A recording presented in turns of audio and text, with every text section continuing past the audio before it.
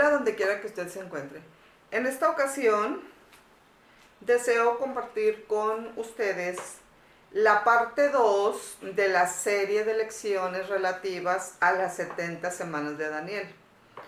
Para comenzar, yo quiero compartir con ustedes la siguiente idea. En Israel se ve frecuentemente lo siguiente.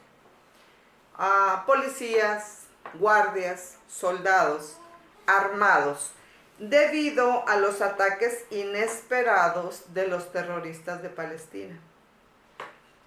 Ellos están equipados con armas automáticas. Ellos reflejan la falta de descanso y la presencia de temor que los acompaña en la vida diaria en el Israel de hoy. Les recomiendo la obra de Morris Cerullo que se titula Israel, Tierra de Profecía, para ahondar un poco más en ese asunto. Bien, si nosotros hablamos de un cimiento estable, podemos hacer referencia a Isaías 28:16, que dice: He aquí que yo he puesto en Sión por fundamento una piedra probada, angular, preciosa, de cimiento estable. Varias y diferentes piedras se usaron para la construcción de los presentes muros de Jerusalén. Estos indican los periodos diferentes en los cuales fue hecha la reconstrucción. Recordemos el año 586 a.C. y hagamos la relación con el cautiverio babilónico. Recordemos el arduo y significativo trabajo de Esdras y Nehemías. En esta lección nosotros nos estaremos basando en el capítulo 9 del profeta Daniel bajo el siguiente principio, por supuesto, principio bíblico. El creyente debe estar pendiente del cumplimiento de las profecías. Y nuestro versículo clave es el versículo 2 del capítulo 9 de Daniel. ¿Qué perseguimos con esto? Bueno, nuestro objetivo es estudiar algunos asuntos fundamentales de la profecía de las 70 semanas de Daniel. Pero específicamente nosotros queremos lograr, o yo quiero lograr, o bueno, ustedes y yo en conjunto, deseamos lograr con respecto a la cautividad babilónica, comprender a través del estudio lo que significa, o sea, el mensaje que nos envía Israel en Babilonia y Medo-Persia. Bien, los muros de Jerusalén fueron nivelados nuevamente cuando Tito dirigió el asedio contra Jerusalén en el año 70 de nuestra era. Vendrá un tiempo cuando la nación nuevamente encuentre a la verdadera piedra, a la piedra angular que los constructores rechazaron, a Cristo Jesús. He aquí, dice la palabra, pongo en Sión la principal piedra del ángulo, escogida, preciosa, y el que creyere en él no será avergonzado, dice Primera de Pedro 2:6. Este libro que yo les menciono de Morris Cerullo con respecto a Israel, Tierra de Profecía, es un libro muy interesante que nos puede, como les digo, ayudar a profundizar un poco más en esta idea. Bien, en esta parte 2 del estudio de las 70 semanas de Daniel vamos a considerar en primer lugar el pueblo de Israel en Babilonia y Medo-Persia. Corría el año primero de Darío, hijo de Asuero, de la nación de los Medos, que vino a ser rey sobre el reino de los caldeos, Daniel 9:1. El pueblo de Israel se encontraba cautivo en Babilonia. Daniel era parte del pueblo en cautividad, y en el año primero de su reinado, yo, Daniel, miré atentamente en los libros el número de los años de que habló Jehová al profeta Jeremías, que habían de cumplirse las desolaciones de Jerusalén en 70 años. Daniel 9:2. El esplendor de Babilonia ya había terminado. Ahora Medo-Persia estaba en el poder. Y es precisamente en esta etapa de la historia universal que es decretada la orden de reconstrucción de Jerusalén. Ciro es una figura principal. Ciro es mi pastor y cumplirá todo lo que yo quiero al decir a Jerusalén serás edificada y al templo serás fundado, dice Isaías 44:28. Así dice Jehová a su ungido, a Ciro, al cual tomé yo por su mano derecha para sujetar naciones delante de él y desatar lomos de reyes, para abrir delante de él puertas y las puertas no se cerrarán, dice Isaías 45:1. Daniel 9:2 se relaciona con la profecía de los 70 años del cautiverio babilónico. Toda esta tierra será puesta en ruinas y en espanto, y servirán estas naciones al rey de Babilonia 70 años, dice Jeremías 25:11. Porque así dijo Jehová, cuando en Babilonia se cumplan los 70 años, yo os visitaré y despertaré sobre vosotros mi buena palabra, para haceros volver a este lugar, dice Jeremías 29:10. En Deuteronomio 28 claramente podemos observar cómo la desobediencia trae consecuencias. El exilio, la cautividad babilónica es un ejemplo de lo anteriormente afirmado. Los judíos en Babilonia, aunque estaban bien, suspiraban por Jerusalén. Salmo 137:1. Junto a los ríos de Babilonia, allí nos sentábamos y aún llorábamos, acordándonos de Sión. El himno de los judíos en la cautividad lo podemos leer en el Salmo 126:1. Cuando Jehová hiciere volver la cautividad de Sión, seremos como los que sueñan. Las transformaciones que los judíos experimentaron en el exilio fueron, entre otras, las siguientes: de agricultores y ganaderos a comerciantes, del hebreo al arameo, del templo a la sinagoga. Una transformación fundamental que los judíos experimentaron en el exilio fue precisamente que se curaron, entre comillas, de idolatría. Bien, como punto 2 de importancia, veamos lo relativo a el regreso del pueblo de Israel a Jerusalén.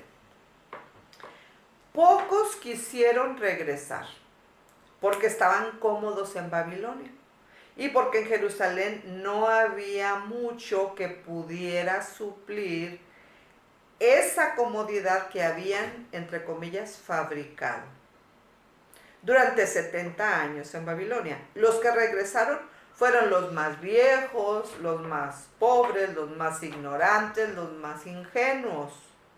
Regresó lo, entre comillas, vil y menospreciado, pero eso, vil y menospreciado a los ojos del hombre, fue precisamente lo que a los ojos de Dios es calificado como personas de fe.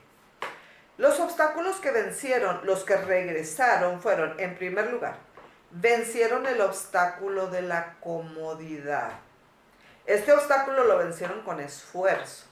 Las personas que tienen la política del menor esfuerzo ya tienen problemas debido a las implicaciones de dicha política en la propia vida y en la vida de quienes los rodean. En segundo lugar, vencieron el obstáculo de la distancia. Este obstáculo lo vencieron con un viaje incómodo, puesto que en aquel tiempo no se contaba con los transportes actuales.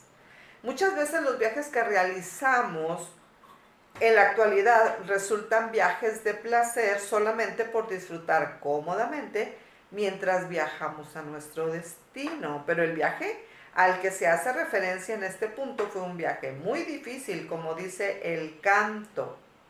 de Marcela Gándara. Ha sido largo el viaje, pero al fin llegué. Solamente que deberíamos añadir a este enunciado algunas palabras para que comunique lo siguiente.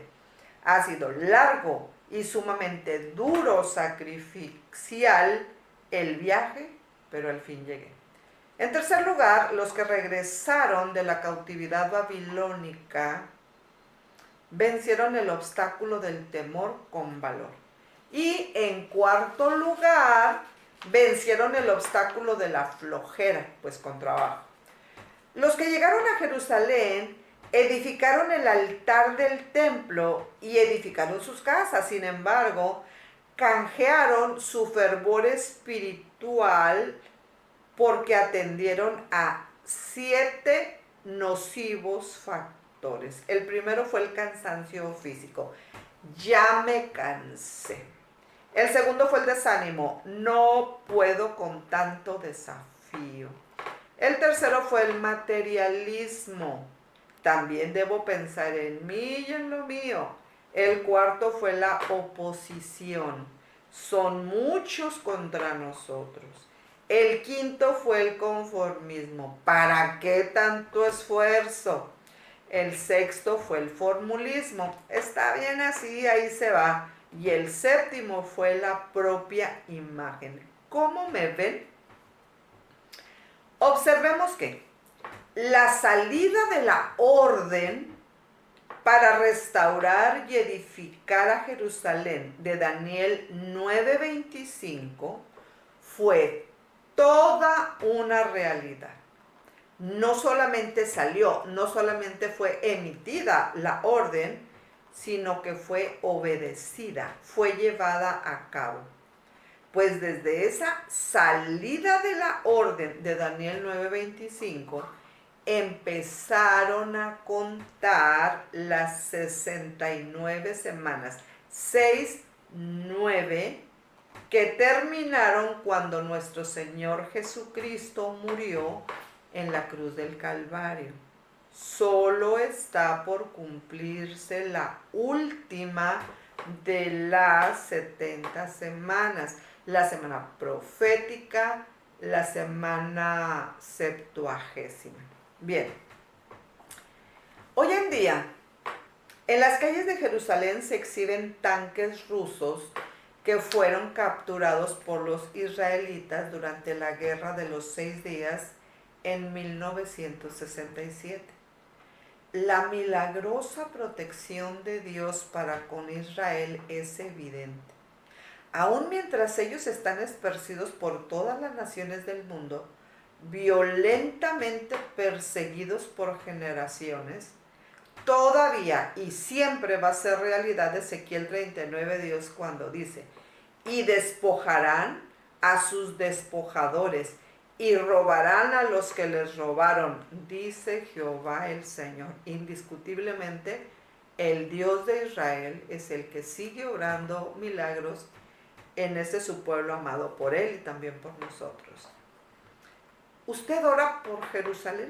¿Usted ora por Israel? Oremos por Jerusalén. Pedid por la paz de Jerusalén. Sean prosperados los que te aman. Por amor a la casa de Jehová, nuestro Dios, buscaré tu bien. Salmo 122 del 6 al 9. La de Israel es una larga y tormentosa historia que será completada el día que se cumpla lo que Juan dijo en Apocalipsis 21 del 2 al 4. A través de los siglos, la mano de Dios ha protegido al pueblo de Israel. No cabe duda de que ha sido un pueblo que ha sufrido muchísimo.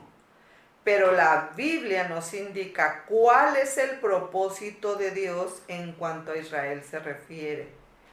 Y nadie puede entender la Biblia en su totalidad sin que estudie la historia de Israel. No hay quien comprenda el programa divino sin que sepa el plan que Dios tiene para la nación de Israel. es algo tan importante. Yo le invito a que usted pueda ahondar un poco más sobre este asunto en el libro de Wolf, publicado en el año de 1972. Sigamos orando por el pueblo de Israel, porque esa es una orden que se nos da, orar por la paz de Israel. Seguramente las que no se han cumplido aún se cumplirán. Me estoy refiriendo a las profecías bíblicas. Dice Isaías 46:11: yo hablé y lo haré venir. Lo he pensado y totalmente lo haré. Y tú, Capernaum, que eres levantada hasta el cielo, hasta el Hades serás abatida. Porque si en Sodoma se hubieran hecho los milagros que han sido hechos en ti, habría permanecido hasta el día de hoy. Por tanto, os digo que en el día del juicio será más tolerable el castigo para la tierra de Sodoma que para ti. Dice Mateo 11 del 23 al 24. Una vez Capernaum fue un puerto bullicioso sobre las playas de Galilea.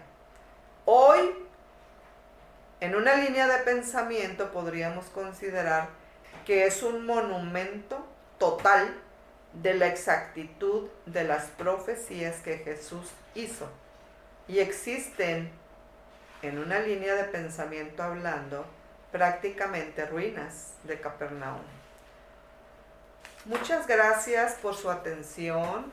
Con esto nosotros concluimos la parte número 2 de las 7 que estaremos considerando sobre el asunto de la profecía de las 70 semanas de Daniel. Para cualquier pregunta, duda, ustedes pueden dirigirse a mi correo electrónico jesus.vienepronto@yahoo.com.mx, o también pueden acudir a nuestra congregación, la congregación más nueva de Hermosillo, en emisión, que está situada frente al Parque Madero, en el centro de Hermosillo, por la calle Jesús García, a un lado de la Michoacana. Ahí le estaremos sirviendo con mucho gusto. Y pues también les recomiendo que ustedes puedan entrar a través de Facebook en Radio Vida 105.7, Radio Vida 105.7 FM. Entonces ustedes entran, se abre la ventana y buscan la sección de videos y luego buscan La inminencia del arrebatamiento, Marta Holguín Rocha, y desde el sábado 20 de julio de este año ustedes pueden ver grabados todos los programas que hemos estado grabando, válgame la redundancia, semanalmente.